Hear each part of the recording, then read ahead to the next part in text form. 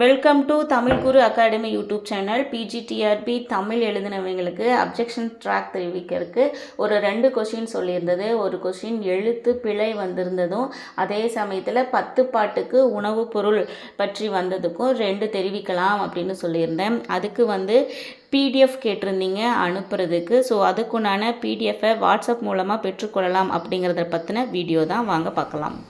இது தமிழ்மொழி வரலாறுக்குண்டான பிடிஎஃப். அதனுடைய ஃபஸ்ட்டு பேஜ் அட்டை, அப்புறம் அதுக்குண்டான பதிப்பு என்ன அப்படிங்கிறதும், அது என்ன பேஜில் இருக்குது அப்படிங்கிறதையும் இது பிடிஎஃபாக க்ரியேட் பண்ணியிருக்கு. பார்த்துக்கோங்க.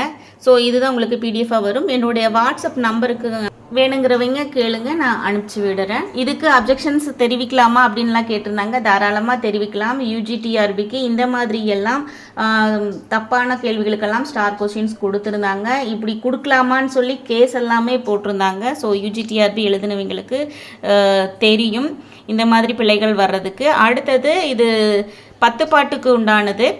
அதனுடைய அட்டைப்படம், அதனுடைய எடிஷன் பேஜ், ஸோ எந்த பேஜில் இருக்குது அப்படிங்கிறது. இதே மாதிரி தான் போன தடவையும் அந்த குன்றுகள் பாறைகள் அப்படின்னு சொல்லி சாவே சுப்பிரமணியன் புக்கு கொடுத்துருந்தாங்க. இதில் உணவுப் பொருள்கள் அப்படின்னு சொல்லி சொல்கிறாங்க. அதற்குண்டான பேஜை பார்த்தாவே தெரியும். ஸோ மொத்தமாக உணவுப் பொருள்கள்னு கொடுத்துருக்காங்க.